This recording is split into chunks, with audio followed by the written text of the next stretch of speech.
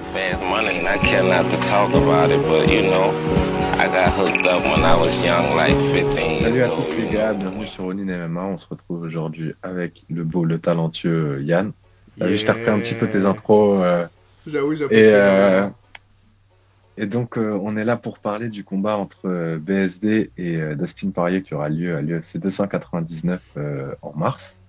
Donc Yann, comment tu vas?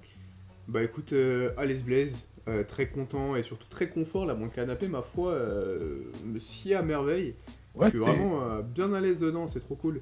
t'es à tes aises, quoi. Ah franchement, ouais, comme à la maison, et c'est le cas de le dire. Et puis bah toujours très excité de pouvoir partager cette passion commune pour le MMA avec toi et de parler de l'UFC 299 qui promet d'être une masterclass. Va-t-il surpasser le 300? C'est une question qu'on pourrait se poser, mais ce n'est pas l'objet de ce podcast, je crois. Non, ça sera peut-être l'objet d'une autre vidéo, mais on s'éloigne un petit peu du sujet. Du coup, non, on voulait revenir sur Je t'ai laissé bouche bée, là. Ouais, un petit peu. Nous disâmes, avant que je te laisse bouche bée, que l'UFC 299 allait voir Benoît Saint-Denis Mhm.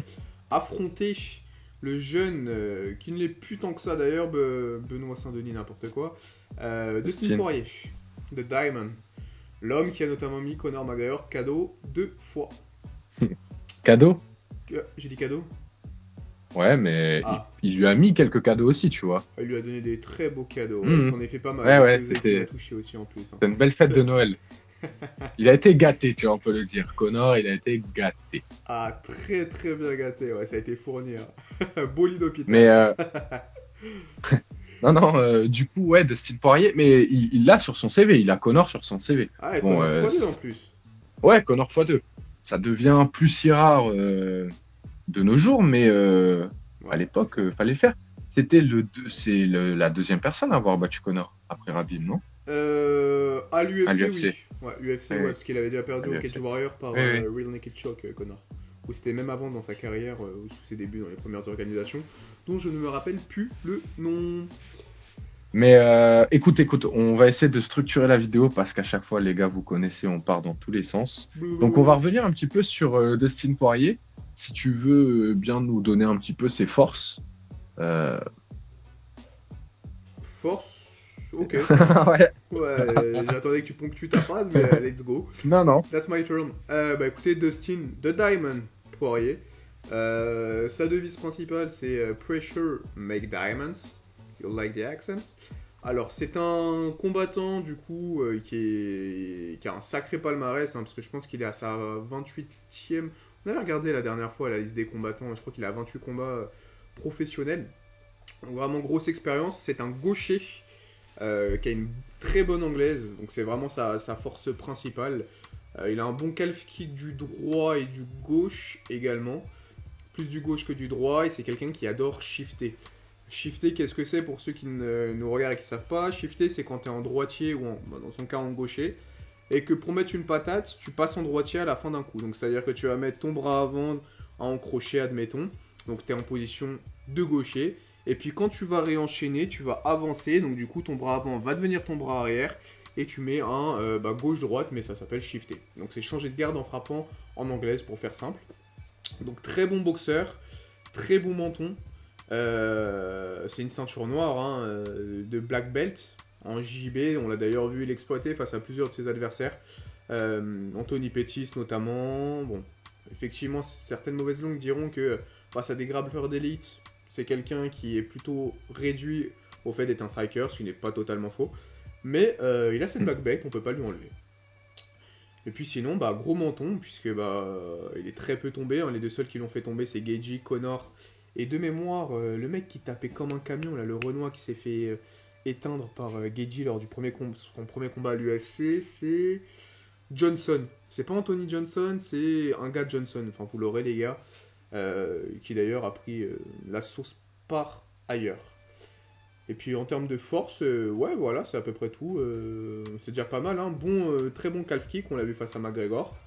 Et puis sa force, c'est qu'il a une famille unie et il s'entraîne dans une très belle équipe aussi. Ouais, c'est ça. Et puis après, tu l'as dit à demi-mot, mais c'est un combattant qui a pratiquement une trentaine de combats. Donc dans ses forces, on peut aussi mettre l'expérience, tu vois. Il a été champion intérimaire. Ouais. Expérience donc, et à la dalle aussi, c'est un guerrier. C'est un très très gros guerrier, ouais. effectivement, il adore la guerre. Là où quelques-uns peuvent être plus friands parce que craignant de se prendre des gros combats, des gros combos, des gros impacts, lui c'est absolument pas le cas. Il y va. Il y va, ouais. S'il faut se patater avec Justin Gaethje, avec Michael Chandler, avec Eddie Alvarez, rien à battre. Viens me péter Dans moi le nez, BSD, je te ouais. pète les côtes et vas-y on tranque. Alors vraiment D'accord. ça va Il y va. ping-pong. Et bah du coup, tu vois, c'est une bonne transition. Si il va à la guerre comme ça, est-ce que des fois il se découvre pas trop? Est-ce que, tu vois, genre c'est pas aussi un truc que BSD peut faire? On reviendra un petit peu sur les clés du combat, mais des fois quand Dustin Poirier il a tendance à prendre beaucoup de coups dans ses combats. Dustin Poirier, ouais, gars, c'est un gars de base assez généreux. Donc fatalement, quand t'es généreux, tu crées quelques ouvertures. Après, ceci dit, c'est vrai que dans les derniers combats qu'il a fait, bon, là on a sorti son dernier combat en question, c'est un KO, mais sinon, il restait sur pas énormément de victoires. Derrière, je vais regarder pendant que je vous parle, chers amis.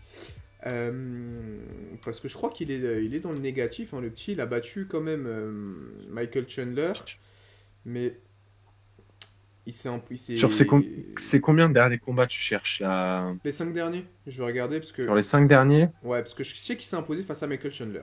Il a perdu face à Gaethje. Il a gagné face à McGregor. Mais est-ce que McGregor x2, c'est dans ses... Le deuxième, oui, sûr. C'est dans ces 5 derniers, je pense. Ouais. Parce que, quoique... Ça, je pense que t'as raison, ouais. Non, je suis même pas sûr, en vrai. Ok, Parce que Poirier... Si, c'est ça. Ah ouais? Ouais, t'as Gaethje. Donc, il reste sur un rouge, c'est Gaethje. Juste avant ça, il a affronté Michael Chandler, c'est un vert. Avant, Ouais. Charles Oliveira, c'est un rouge. Et avant, 2 fois Ouais. McGregor. Donc, Ok. donc, sachant que ça veut dire que... Putain, Après, depuis faut voir qui 2021, tape. il s'est battu 5 fois, hein. Donc 5 combats en 4 ans. Ouais, ouais.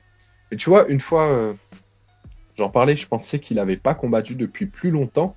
Mais en fait, c'est parce qu'il n'est pas très actif sur ces dernières années, Dustin Poirier. Et Pas du tout. c'est aussi, je pense, lié au rang qu'il a pris, tu vois, à l'aura. Parce qu'aujourd'hui, tu regardes les 5 derniers combattants, t'as Oliveira, Gaethje, Connor et Ferguson, tu vois. Ça et Aujourd'hui, cutting, tu peux je plus... pense. Excuse-moi, pardon. Ça et quoi? Le cutting. Non, dis-moi. Le cutting. Le cutting. Parce que Gaethje Poirier, dans la vie de tous les jours, j'ai entendu des dires qui disaient qu'il était pas loin des 88-10 kilos. Tu peux pas te permettre... 90 kilos? Ouais, ça veut dire qu'il cut quasiment 20 kilos. Il est dans les alentours des Après, tu sais que- 88-90. Hein. Ça veut dire qu'il cut 20 kilos à chaque fois qu'il se pétale. Et je suis pas sûr que pour l'organisme, ce soit bon de perdre 2 voire 3 fois par an autant de poids. Bon, après, bon, c'est une autre Ouais, c'est discussion. sûr. Mais effectivement, donc tu voulais me lancer sur les faiblesses, c'est ça, hein? Ouais. Alors, plutôt faiblesse... Et demander justement le fait qu'il aille à la guerre, est-ce que c'était une faiblesse ou tu mettais vraiment ça dans les forces? Ah, c'est compliqué comme question, parce que pour moi, c'est toujours une arme à double Ouais, tranchant, bah. tu sais. Bah, Ouais. ta force peut... Ça peut te faire gagner, ça peut te faire perdre. C'est ça. En fait, face à certains adversaires, aller trop à la guerre, ça peut être dangereux face à des snipers, type Conor McGregor, tu vois. Par contre, quand tu vas affronter, je sais pas, un Dan Hooker, bah, c'est une force. Quand tu vas aller affronter voilà, j'avais Khabib en tête, mais il a perdu. Mais en l'occurrence, aller à la guerre face à un gars comme ça, c'est pas dénué de sens dans la mesure où si t'es trop... Enfin, Khabib, c'est quelqu'un qui te rentre dedans, donc lui rentrer dedans, ça permet de potentiellement essayer de le mettre sur le reculoir. Équilibre. Ouais, c'est ça. Et on sait qu'un lutteur sur le reculoir, c'est un lutteur qui est moins efficace. Après, c'est ça, c'est toujours à double tranchant. Aller à la guerre... Enfin, de toute façon, c'est toujours du 50-50, hein, c'est celui qui tape le plus fort. Alors, sinon, en autre faiblesse, au-delà de ça, ça va être son grappling. Donc, Dustin Poirier, c'est 2 défaites par rear naked choke. Donc, dès qu'il est au sol, Dustin, c'est pas son point fort. Il a un bon sol offensif. Défensivement, c'est pas le meilleur au sol de l'histoire de l'UFC. Ouais, il s'impose 2 fois. Il perd 3 fois par soumission en carrière. Donc, face à Cheng Song-Jun, donc pour ceux qui savent pas qui c'est, et désolé si j'ai accorché son blague, c'est The Korean Zombie, le mec qui a perdu par KO face à Max Holloway, Khabib et Charles Oliveira. Donc en gros, quand il tombe face à des immenses grappleurs, le sol est une de ses failles. Par contre, quand on regarde ses derniers combats, bon, il a certes pas affronté énormément de grappleurs, mais sur ses derniers combats, il a dû utiliser le grappling comme arme, notamment face à Anthony Pettis, où il savait que debout c'était dangereux, il a cage control et il l'a grapplé et lutté pendant 3 rounds. Et puis j'ai envie de te dire, de toute façon, c'est quasiment tout en faiblesse, parce qu'à ce niveau-là, tu peux pas te permettre d'avoir une si grande variété de faiblesses. Donc vraiment, faiblesse, c'est face à des énormes grappleurs. Il est susceptible de se prendre des chokes. Et pour le coup, on l'a vu dormir sur un high kick. Donc potentiellement que courir un high kick, notamment face à notre ami franco-français, ça peut être une des clés du combat. J'ai cherché à composer une phrase, mais laisse tomber. Donc voilà, faiblesse de Dustin Poirier. Franco-français, ouais, non. Ok. Et du coup, est-ce que, justement, tu penses que le sol et la lutte de BSD peuvent...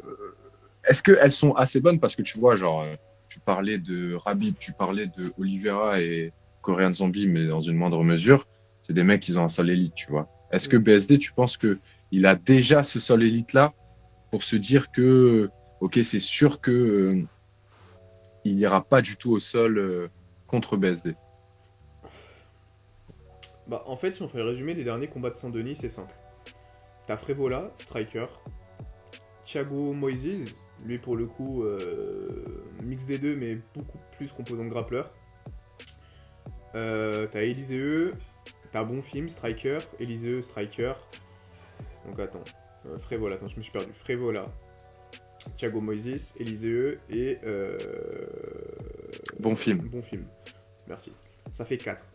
Actuellement, le sol de Saint-Denis, sur ces 4 combats, on l'a vu, bon, face à Eliseu, c'est compliqué, donc on l'enlève, on va dire, sur les 3 derniers combats, donc Frevola, Bonfim et le Ptio, là. Ah, et comment il s'appelle, le moustachu qui s'est fait tabasser à l'UFC Paris aussi.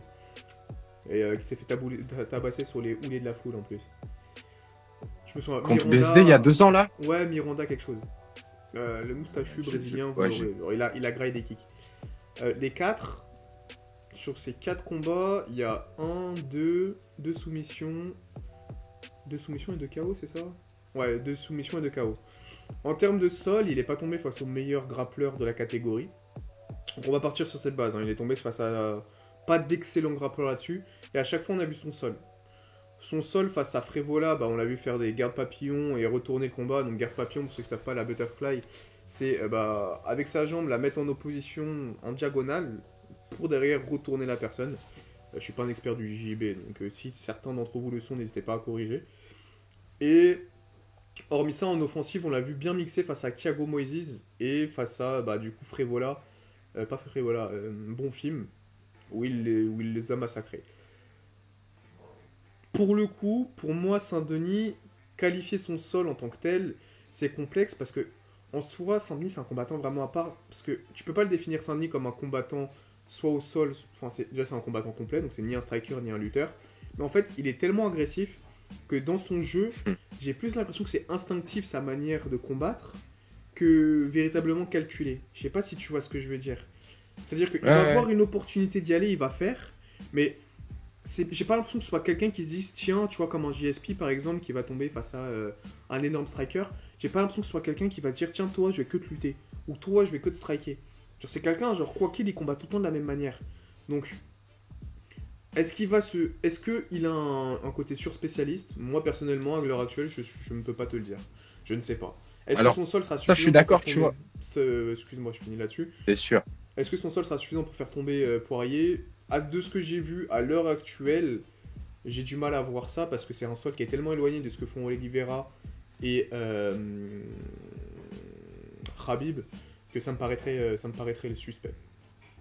Mais c'est pour ça, tu vois, que je te posais la question plutôt du côté de Dustin Poirier, s'il y avait une clé à jouer avec BSD, tu vois, parce que effectivement, je trouve que BSD, on n'a pas eu encore assez de réelles réponses, tu vois. Que ce soit par rapport au niveau des combattants qu'il a affrontés ou parfois, juste, tu sais, c'était des phases. Par exemple, Frevola, ça a été au sol, mais Oh, ça dure, il y a même pas une minute de sol au final, enfin, Non. où Bah, le combat en on n'en lui-même est fait pas une loin, minute tu vois. 30, donc Hmm. Donc à partir de là, c'est court. et donc tu vois, je trouve que c'est dur d'avoir des réponses, et je trouve qu'on en a plus du côté de Dustin Poirier, où on l'a vu affronter de réels mecs. Et est-ce que si toi t'es demain le coach de Dustin Poirier, tu dis, ok, il y a peut-être un truc à jouer à ce niveau-là. Tu vois ce que je veux dire? Ouais, est-ce que si demain je suis coach de Dustin Poirier, je lui dis va au sol avec Benoît? C'est ça. En Hmm. vrai, bourbier, parce que pour moi, Dustin, son cheval de bataille, là, ça va être la boxe. Genre, j'éviterais d'aller au sol face à un mec dont on a vu être capable de retourner Frévola sur le dos. Alors, c'est Frévola, je sais pas, j'avoue, je connais pas son niveau de grappling, mais là, on parle d'une ceinture noire quand même avec comment il s'appelle? Dustin Poirier. Dustin Je- Poirier? J'avoue que je sais pas ce que c'est non plus à l'heure actuelle, Benoît Saint-Denis, je sais pas s'il est ceinture noire ou non, mais moi personnellement, j'irai pas au sol avec quelqu'un qui a eu cette facilité à contrôler Frévola, qui a eu cette facilité à contrôler Moises, qui a eu cette facilité à contrôler toutes les personnes qu'il affrontait avant. Je me dirais juste, tiens, vas-y, viens, on va boxer. Si on va au sol, c'est sur le dos et on accepte. Par contre, on va pas introduire la lutte dans notre gameplay, dans notre game plan. Si ce n'est, si à un moment il arrive à choper un kick, si tu peux le balayer et prendre une top position pour valider le round, fais-toi plaisir. C'est une solution et ça va fonctionner. Enfin, ça permet de gagner des points. Mais sinon, je mixerais pas boxe et lutte et faire du dirty boxing. Oh, si ça peut être une solution. Mais non, j'irais vraiment plus en boxe et me dire, ouais, je vais pas t'amener au sol. Enfin, en tout cas, la Hmm. lutte, juste aller à la cage, mais pas forcément aller directement dans un échange où on va générer des scrambles. Ouais, je vois le délire. Parce que Parce que si tu vas à la après cage, moi, tu te fatigues. Genre, c'est plus coller Benoît à la cage, le boxer, le coller pour pas la laisser respirer. Mais si c'est vraiment aller au sol, rentrer vraiment dans du grappling pur et pas de la lutte, là non, j'y vais pas si je suis. Hmm. Tu sais que Saint-Denis et Poirier, ça me stresse que c'est français. Et j'ai l'impression que c'est deux Français que ça compte, alors qu'en vrai, c'est deux Américains. C'est un Américain contre un Français. Mais bref, c'est petit aparté parce que je galère avec leur blase depuis tout à l'heure. Ouais, ouais, mon réseau est allé. Enfin, ouais. Euh, je voulais faire une ref à tout à l'heure, mais de toute façon, je me suis dit ça serait coupé. Et cette vidéo, elle va être incroyable à monter, gros. Je vais être là, je vais me dire, wesh, putain. Euh, Ah, il y a du non, ok. taf, hein. Je sais pas comment on revient, parce qu'en fait, là, on n'a même pas parlé des forces vraiment de PSD. Ouais. Euh, On peut faire ça en express si tu veux, hein. je mettrais quoi dans la petite colonne? Kick, que ce soit high ou middle, c'est un boucher. Donc middle kick, high kick. De manière générale, sa lutte, son grappling, on va pas se mentir, je crois qu'il a quasiment 10 finitions par soumission dans sa carrière MMA. À l'UFC, il en est déjà à 2, en lightweight en tout cas.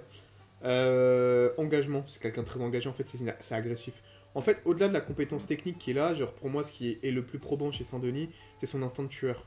Genre, en, en termes de pied-point pur, et encore une fois, à mon échelle, no disrespect, mais c'est pas le mec le plus technique du monde. Genre, je pense qu'en termes de striking, t'as des gens qui sont bien plus épurés, bien plus élégants et bien plus techniques que lui. Mais par contre, Mhm. ce qui n'enlève rien à la puissance de ses kicks et de ses combos et de son striking. Mais par contre, ce qui le rend dangereux, c'est qu'il a un kick, il a un striking, mais qu'en plus il le combine avec sa mentalité. Et son côté je t'agresse constamment, fait que même si tu vas avoir des erreurs techniques, se saisir l'erreur qu'il peut faire dans son striking, ça demande un niveau de sang-froid qui, dans cette situation où t'as un mec qui a juste envie de t'arracher la tête, Ouais, qui ouais, plus ouais. est à tuer des gens, Tellement compliqué. le stress peut faire que cette ouverture, tu la verras même pas forcément. Mais arrête de dire ça, mon frère. Wesh, on est même pas sûr de l'info, là. Ouais, mais vas-y, ça me fait Tu kiffer. vas lui Faut créer vendre une le combat, réputation. gros. Faut vendre le combat. Oh. Benoît Le Saint-Denis, il tueur a en kill série, des là. mecs, gros. Même lui-même, il dit à sa fille, il dit ouais, papa, il va aller tuer Frévola. Ah là, Ouais, ça, c'est vrai, c'est vrai. il a tué Arracher la Frévola. tête ou je sais Et plus puis, quoi. martialement, en vrai, quand tu mets KO un mec, en vrai, c'est comme si tu l'avais tué. S'il n'y a pas d'arbitre, il est mort. Bah là, il a déjà tué des mecs. Ouais, c'est Au vrai. sens figuré, certes, mais il a tué des mecs. Spirituellement. J'ai J'aime bien la rigolé. métaphore en plus. Ah, beaucoup de combattants l'utilisent, hein. Même, je crois que c'est Baisonggour, Shamsuddinov, qui disait que, en fait, quand tu dormais, c'est comme c'était l'équivalent de mourir. Mais bref. Et du coup, tu veux me lancer sur les faiblesses, non? Vas-y, mon pote, hein. Bah, C'est toi qui écoute, pilote. vas-y, enlève ta culotte. Euh... Oh la prophétie. Non, en faiblesse, Saint-Denis, pour moi, pour le coup, c'est ce qu'on disait tout à l'heure avec Poirier. Poirier. J'allais encore l'appeler Saint-Denis. C'est Benoît contre Saint-Denis. Hmm. Bonjour. Non, sa faiblesse, en fait, c'est menton en l'air. C'est un guerrier, mais quand tu vois les patates qu'il a pris face à Thiago Moises, Ouais, il y va, ouais. tu prends la même par Dustin Poirier, tu dors. Mais tu vois, Mais regarde. sincèrement, Alors, justement, tu vois, ça, c'est un truc, finalement, dans la carrière de BSD qu'on peut se dire, où, bah, tu vois, son premier combat, quand il affronte le mec, à l'UFC Paris, quand il affronte le mec, non, non, qui a une catégorie en plus. Éliseux. Le seul combat qu'il perd, Eliseu. Ouah, il se fait bien tabasser, tu vois, et Ah il oui. tombe pas, hein. Il tombe pas, tu vois. Et on l'a dit entre nous, genre, le combat, il aurait pu être arrêté facile 3 4 fois, tu vois. Oui. Donc ça me rassure un petit peu sur le menton de BSD. Tu vois, genre déjà dans ses derniers combats, on l'a rarement vu vaciller. Et en plus, même quand il y avait un avantage de poids, de force en face, tu vois que Le mec était ça chargé tient. en plus. Ça a l'air de tenir en tout cas. Après, effectivement, tu sais jamais, tu sais le bon truc qui va connecter. Ça se trouve, t'en prends deux mêmes et selon le jour, il y en a un jour tu vas tomber, l'autre jour non. Hmm. Mais est-ce que ça n'a pas quand même un côté rassurant, tu vois, sur le menton de BSD, le fait que effectivement il puisse aller à la guerre, mais j'ai l'impression qu'il a quand même la capacité d'en manger des beignets. Alors, pour lui, enfin, pour nous les fans, c'est rassurant. Pour sa femme, je pense pas que ce le soit. Je m'explique. Le cerveau, plus il prend des coups, moins c'est bon. Jusque-là, Oui. alors j'ai inventé rien, je suis pas scientifique, pas professeur Raoult, m'appelez pas Jean-Michel Doctorat. Mais Benoît Saint-Denis, justement, tu vois, je fais un parallèle avec Tony Ferguson. C'est un âge différent, mais Tony Ferguson, quand tu l'as vu après son combat face à Gaethje, il s'est tellement fait punir, il s'est tellement fait lyncher qu'à la fin, bah, les fans se sont quasiment tous accordés pour dire que l'âme de Ferguson était partie dans les poings de Justin Gaethje. Ce que je veux dire, c'est qu'avant Justin Gaethje, Ferguson, il a affronté des mecs. Il s'est pris des patates dans la gueule. Son menton, il a tenu face à des gros cogneurs. Des Kevin Lee et consorts. 13 victoires de suite, incroyable. Par contre, à un moment donné, le menton, ça ne cède plus.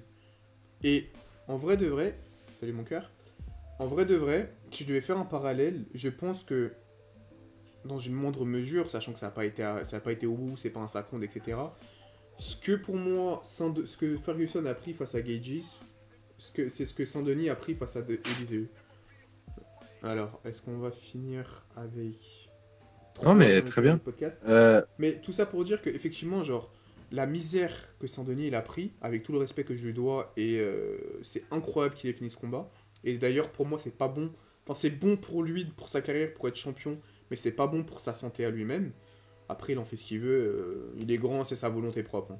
Mais je pense qu'il a déjà pris énormément de mais combat à dégâts. l'UFC, mec. Oui, c'est ça. Après, oui, effectivement, c'est pas la même chose.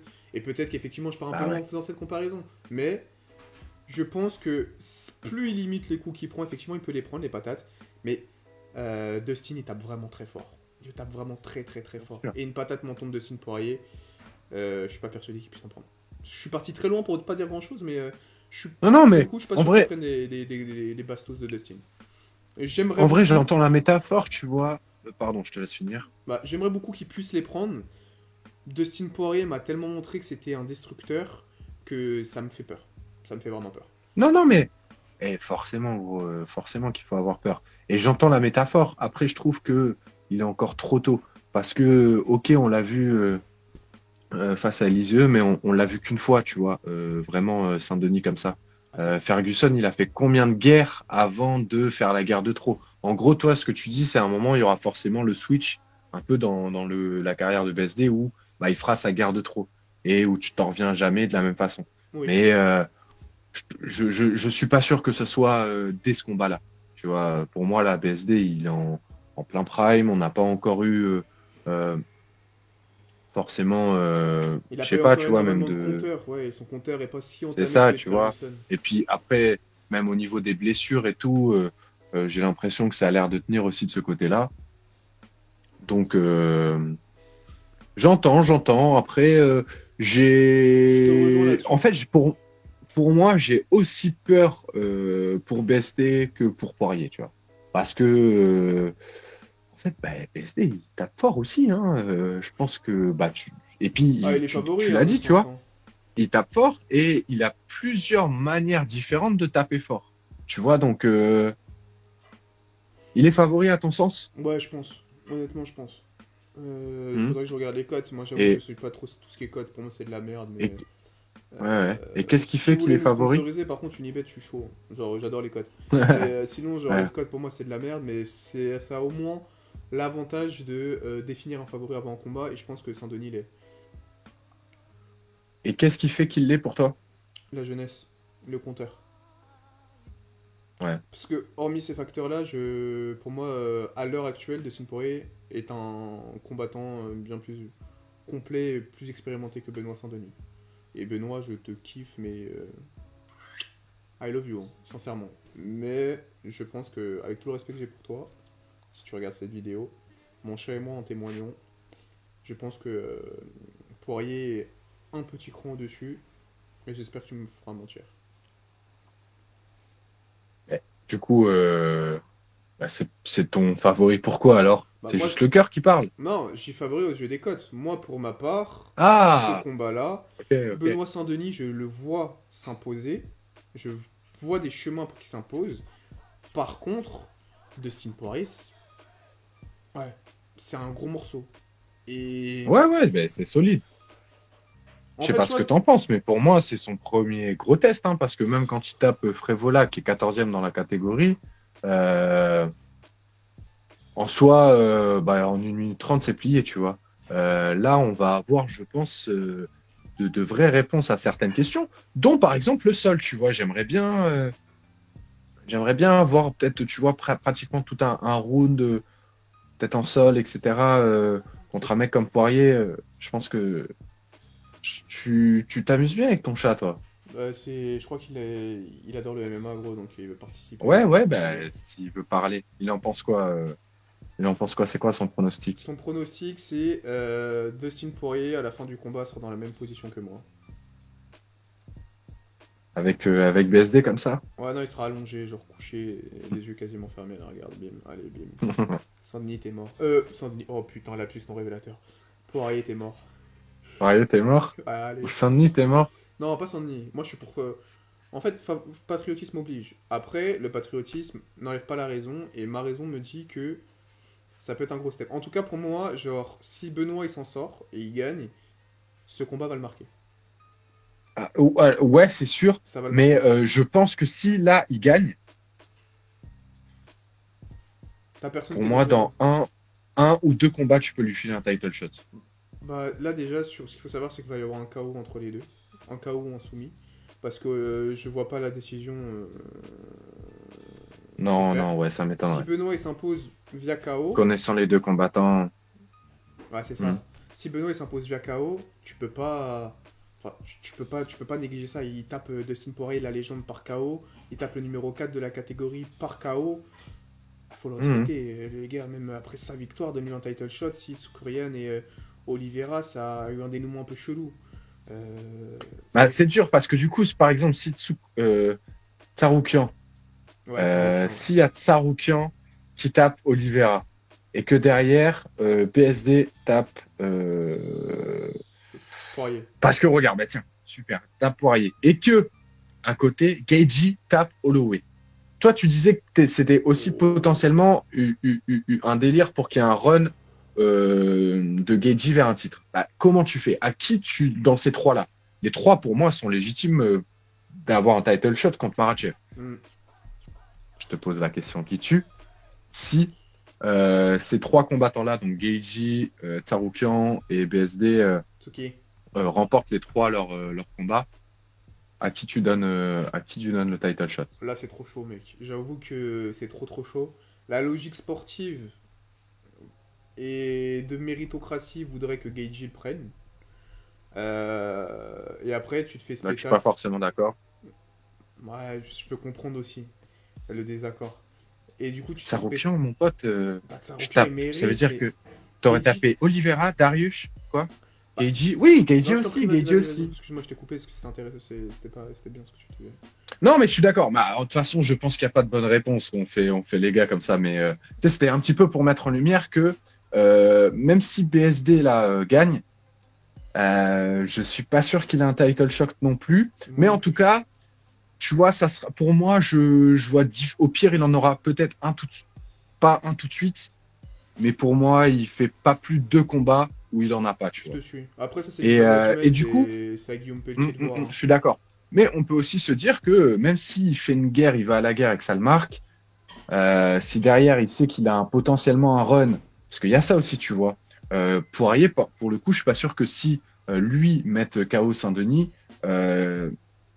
il ait le même run derrière Ah, potentiellement pour un title shot.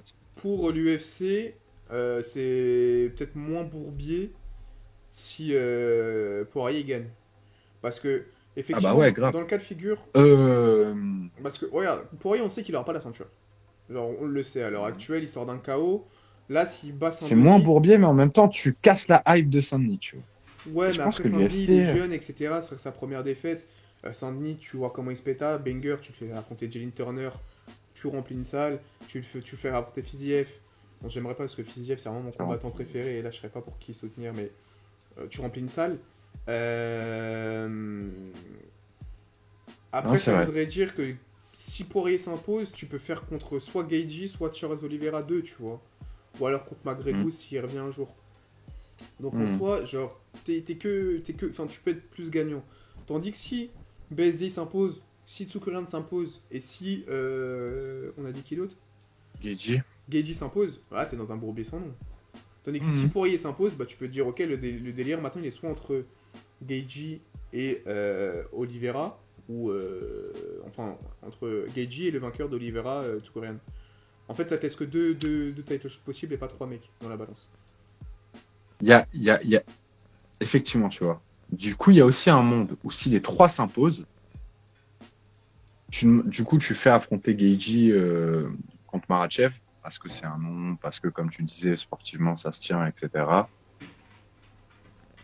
Attends, Ouais, c'est ça. Non, c'est bon, tu bugs pas. nickel.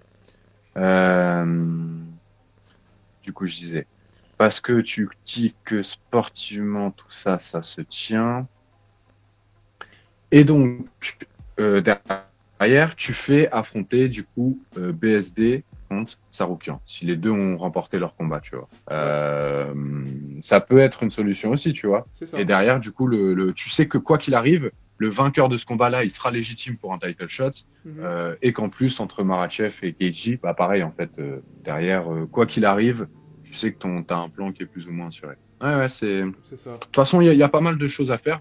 Ça va être intéressant à casse les couilles, putain, wesh. Ah, les aléas du direct, les mecs. Hein. Ah, gros, vivement. Ouais, mais Ça j'en ai casse marre. autant les couilles Il que la faudra vraiment. situation des lightweight, là. Mais là, bah, je vais me mettre bien, je pense, avec le salaire et tout. Pendant les vacances, j'essaierai d'aller acheter un ordi. Les Même, gars, tu vous vois, l'avez genre, déjà, je entendu, pense, ça a été peut-être teasé. même une La cam. qualité de la vidéo va augmenter. On espère, non? Et puis même, tu sais, sur ordi, je me ferai moins chier pour monter et tout ça. Ok. Bon, let's go. Mais ouais, ça va être intéressant à suivre un petit peu tout ce que ça peut. Ah, vas-y, frère, je te laisse faire la fin. Ouais. Je veux De toute dire que façon, là, c'était intéressant. on a quasiment fini. Hein. Euh, En vrai, c'était vachement intéressant. Là, le podcast. ouais, c'est ça. Ouais. De toute façon, on avait parlé des forces, faiblesses. Là. Moi, tu sais qu'en vrai, même sans cut, hein, là, on cut pas, gros. De toute façon, les gars, vous connaissez, hein, on est à la maison. T'es Ouais, pas ouais, mais à content. un moment, j'étais ça comme. C'est pas Tu sais, que grave. t'es au moins. Les gars, si ça vous a Pas emmerdé, grave. dites-le nous dans les commentaires. Et puis si ça t'emmerde, il y a un truc qui est simple, t'appuies 3 fois sur ton écran, t'avances de 15 secondes, t'as la suite de la vidéo. C'est bon ou pas? Viens pas nous embêter. Kiffe ta life, Ouais, kiffe mais le podcast. pour les mecs qui regardent sur PC, là, ça marche pas ton histoire. Ouais, t'as le petit truc où tu... T'as un bouton quoi qu'il pour avancer de 10 secondes. Bon, quoi qu'il, on vous souhaite de déjà de pas nous casser la tête comme BSD et Poirier vont le faire prochainement. Blague à part, on vous souhaite plein de bonnes choses pour la suite.